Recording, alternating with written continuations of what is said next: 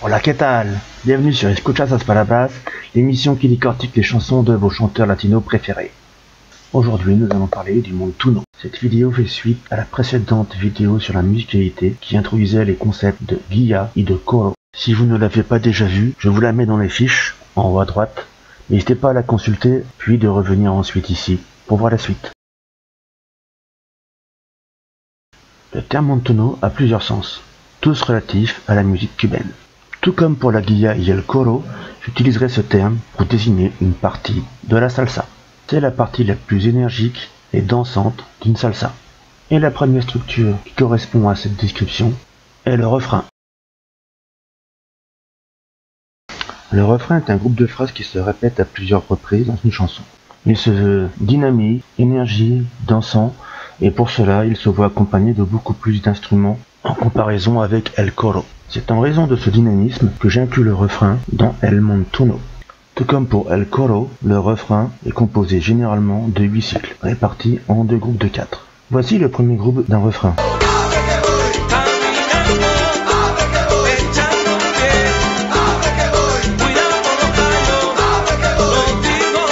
Ça donne envie de danser, hein? Voici le second groupe, même instrumentation, mais les paroles diffèrent légèrement.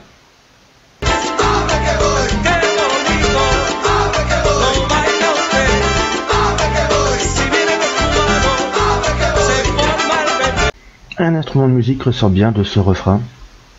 Cet instrument de musique est la campana. La campana sert à donner le rythme à une salsa. Vous pouvez identifier la campana par ce petit son de cloche qui vient régulièrement. Tendez bien l'oreille, je vous remets le refrain.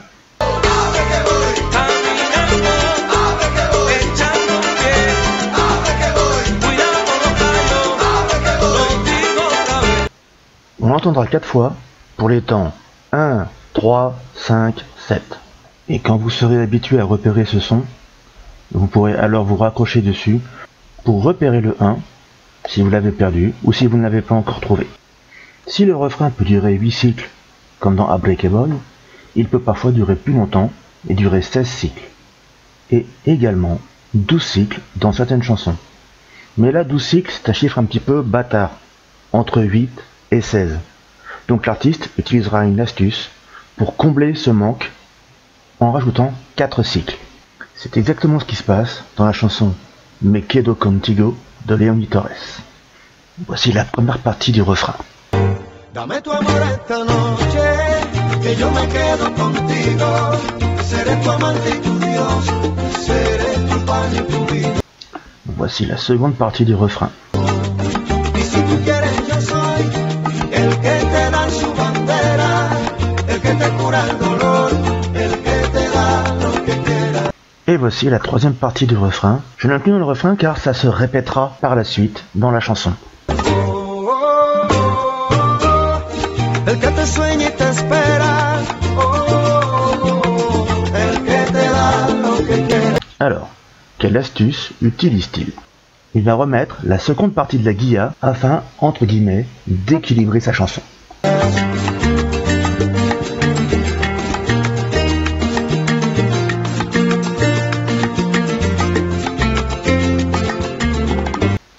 Et el coro reprend.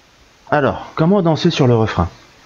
Eh bien, si comme moi, quand vous l'avez entendu, vous aviez envie de bouger, la réponse est simple, en position ouverte. Donc vous avez entre 8 et 16 cycles pour vous exprimer. Mais en fait, non. Partons du principe que vous dansiez en position fermée sur el coro. Comment passe-t-on en position ouverte? En faisant un dilequeno. Puis, pour ne pas être trop brutal, on fait un dilequesi, aussi appelé guapea. Donc sur un refrain de 8 cycles, il ne vous reste plus que 6. Et encore. Si c'est le premier refrain de la chanson, s'ensuivra automatiquement el coro, donc vous devrez revenir en position fermée. Et pour ce faire, vous devrez prévoir une figure qui permette de vous remettre en position fermée, juste au début du coro. Voici un exemple. Premier cycle, dilequeno. Deuxième cycle, dilequesi. Puis ensuite, on peut enchaîner avec un setenta, par exemple, qui dure 3 cycles. Dilequeno, dilequesi, enchufla tiempo España. Nous avons couvert nos 8 cycles. Vous voilà revenu en position fermée, juste au début du coro. Et visuellement, ça claque. Car vous dansez exactement sur la musique. Et même votre danseuse peut être impressionnée. Ne vous emballez pas tout de même, il y a de grandes chances qu'elle ne remarque rien. Que se passera-t-il si vous vous trompez? Rien. Je ne serai pas là en train de vous dire « Hé, tu t'es trompé !» Non, si vous vous apercevez que vous êtes en position ouverte alors que le coro a commencé, terminez votre figure et à ce moment-là, vous faites un enchuflación pour España et vous voilà revenu en position fermée. En fait, l'aspect dynamique de la position ouverte déteindra juste avec l'aspect plus lent du coro. Nous allons apprendre à développer quelque chose que nous n'apprenons pas dans un cours de salsa classique.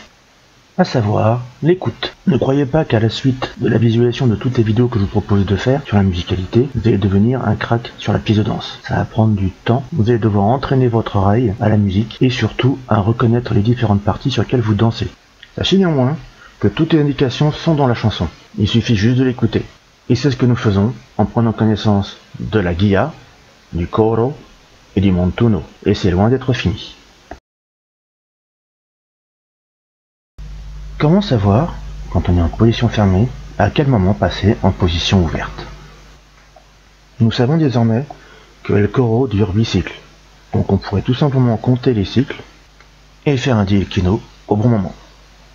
Mais il se peut que l'artiste n'en ait pas fini avec son histoire, et l'étend donc sur 2 nouveaux couplets, donc 8 cycles supplémentaires. C'est ici qu'intervient la transition. De nouveaux instruments de musique viennent s'ajouter à ceux du coro, indiquant par là même la transition vers el montuno. En termes de cycle, ça se rajoute au dernier cycle du dernier couplet. Et peu importe qu'il y ait 2, 4 ou 6 couplets, puisque c'est sur le dernier couplet que la transition va intervenir.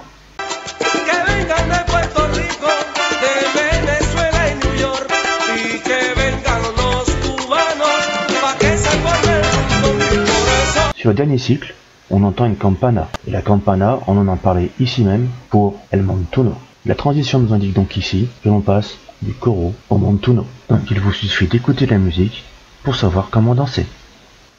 Nous en avons fini avec le refrain, mais pas el montuno. À venir, une prochaine partie du montuno appelée el mambo.